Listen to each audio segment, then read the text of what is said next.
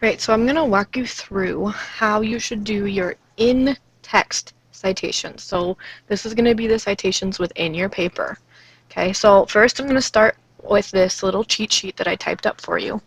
Okay, so when you cite, you're always going to use the author first. Okay, so you need to look at your sources and see if you have an author. Um, if you do not have an author, then you need to use the article title.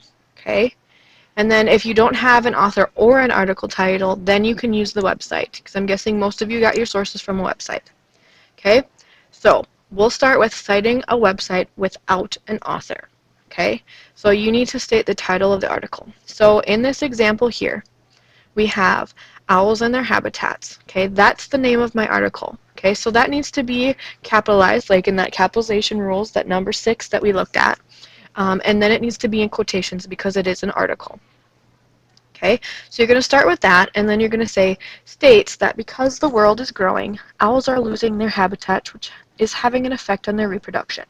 Okay, so these are words that you paraphrase the information you got from this article. Okay, so even though you paraphrased it and put it in your own words, you still need to cite it because this is not information that's your own, it's from somewhere else.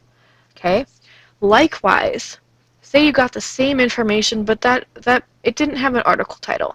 So instead you use the website. Okay, so instead then I said owls.habitat.org states that, and then the same information. Okay, so that's how you would set that up. Okay, so I'm going to just go through my example here. So when you look at my example here, I've got my header set up and my title and everything, and I have everything typed up. Okay, and I had you put in just shortened website titles just right after where you got the information, so it's a little easier for you to cite. Okay, I'm going to go down to this site right here because this is the one website that I did use. So I'm going to click on this and I'm going to open that up. Okay, this website does have an article. Okay, so I'm going to go back here and look at this sentence that has this information. So because I have an author, I'm going to use that person's name first. And like in our guide here, when you have a website that has an author, you need to state the author in the text, okay? But then you need to state their credibility. So that's what I'm going to do. So here we see that my author is a medical doctor, so that's their credibility. Okay, that's why we should listen to this person. So I'm going to go in here and I'm going to say, according to Chris Iliad, and then I'm going to do medical doctor. Okay, so I'm showing the credibility right here. Several studies have shown that of the 8% of people with the HLA-P27 gene, 1 in 20 develop AS. Okay, so this was my original sentence, and so then I just added in this bit to cite it. Okay, now because it's a website and there's no page numbers to put in, then this is all I have to do. I can get rid of that link, and now it is cited correctly. Okay, now let's pretend though that I didn't have this author. So instead then I would use the article title. So let's pretend I don't have the author, and so maybe instead I will say, according to who gets ankylosing spondylitis. Okay, and then I just continue on with that same original sentence that I had. Okay, so instead of saying the author, I now said the title of this article. Because it's the title of an article, I have it capitalized like it's supposed to be, and then I have the quotes here. I could also, a different way to say this, so instead of saying according to, I could say who gets ankylosing spondylitis says that several studies have shown. Okay, that's just a different way to kind of set things up. So you can say it differently, like in different ways like that. Okay, so now let's go back here. And then likewise, if in that same thing, maybe we didn't have that article title, I could instead put the um, website title, which should be the everydayhealth.com. Okay, so let's go to, um, we'll look at citing a source um, with an author. I kind of showed you how to do that, but I'll show you how to do it again. So I'm going to go back up here towards the top, and we'll look at this very first one. Okay, so here's my little link here saying that I have information in this sentence. So this is the sentence I'm looking at. Okay, so I'm going to click on this and open up my um, source again.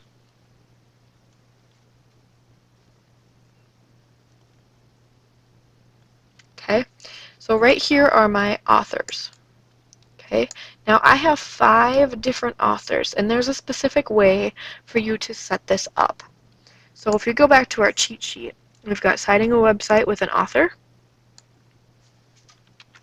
We've got one with 2 authors, and we have one with 3 or more. Okay, we're going to look at this 3 or more because I have 5 authors. So what you're going to do is you're going to state the first author, and then you're going to use et al. Okay, and that is Latin for um, and others.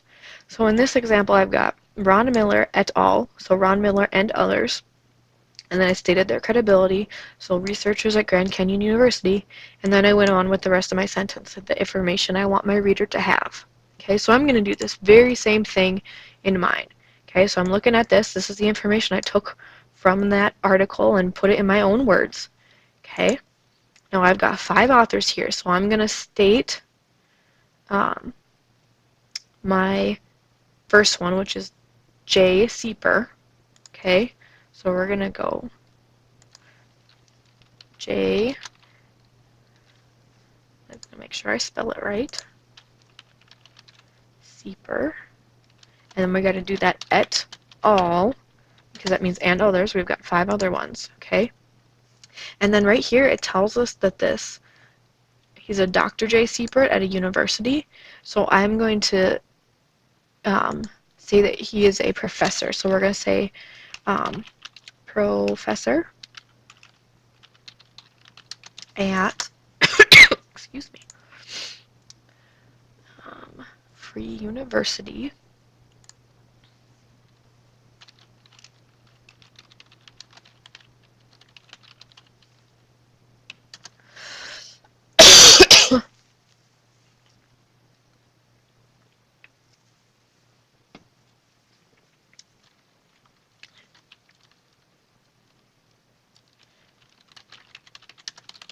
Then I'm going to say discusses that ankylosing spondylitis, referred to hereafter as AS, is a rheumatic autoimmune disease that affects the spine, sacroiliac joints, and large joints such as knees and hips. Okay, so I have this in there now. So, like I said, again, you guys more than likely just have a website, so then you can go ahead and delete that if you have it put in. But if by chance you had something that looks like mine, because mine's a PDF here, because it was a printed article before, you need to put the page number in after that. Okay, again, you wouldn't have to do this because most of yours are websites, but I do want to show you how to do it. So then here I would put my page number. Okay, now I have this other source that again, it's kind of the same setup, so I would do the same exact thing for those citations as well. Okay, so I've got 3 authors here. So because my citations are 3 or more, I would have to do the same thing. But let's just pretend that we have 2 authors. Okay, so I'm just going to use the first 2 authors in here. We're going to do M.A. Brown and B.P. Wordsworth. Okay, so again, right here it says M.A. Brown is a medical doctor and B. Paul Wordsworth is a researcher. Okay, so I'm going to put that in here. So I'm going to kind of go back and we're going to find that sentence again. Okay, so here we are. According to Matthew Brown,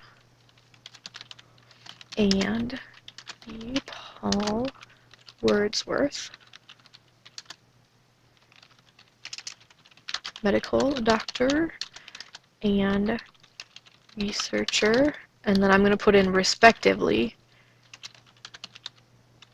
just to say that that just means that it's in the same order as how the names are listed.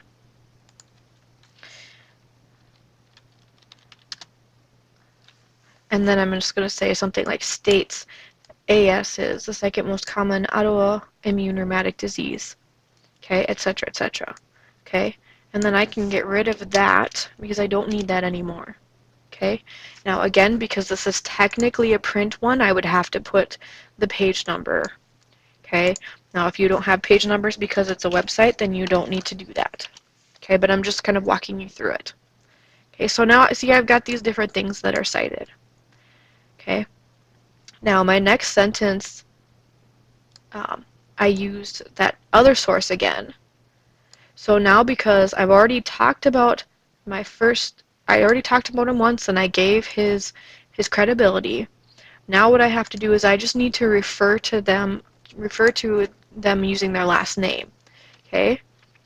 I can go back and say Sieper et al, because that means and others.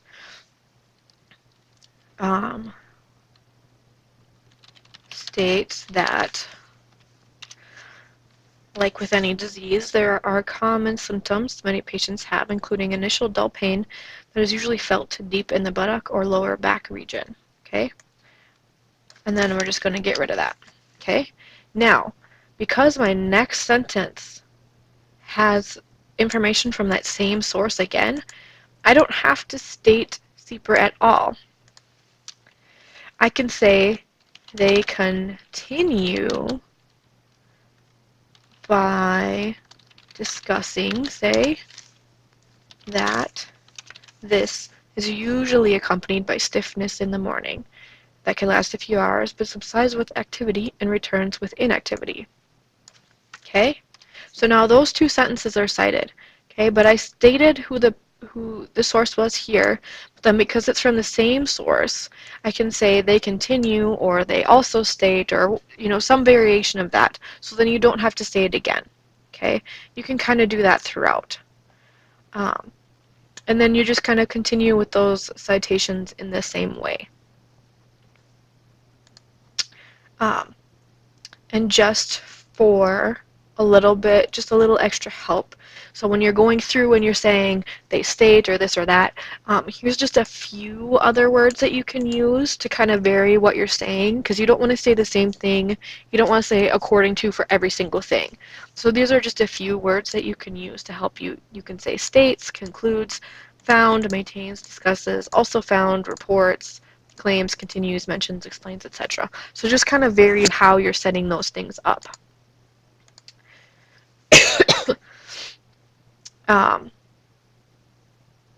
And then, like I said, just kind of to remember that when you're talking, with your authors and you're referring to, after you've referred to them the first time, then you just talk about their last names. But in the case that you don't have authors and you're just, you're using either the website or the article, you could, you state it just like you would before, but then you could kind of use this example here. So I looked at the owls and their habitat states that because the world is growing, owls are losing their habitats, which is having an effect on their reproduction. Okay, my next sentence is from that same source, so then I just continue on and say it also discusses the specifics of how their reproduction is affected. Okay, you can kind of use that same variation whether you're stating the article title or the website title, but just kind of varying how you say things. So you don't have to state that article title or the website every single time, but you do need to continue to cite and let your reader know that this is information that you got from somewhere, that it's not your own. Hopefully this will help you a little bit. Hopefully this kind of walking through and you see how I set up my my sources here will help you a little bit. Feel free to re-watch it as many times as you need. go ahead and use that cheat sheet to help you, and then there will be another video that will show you how to set up your works cited page.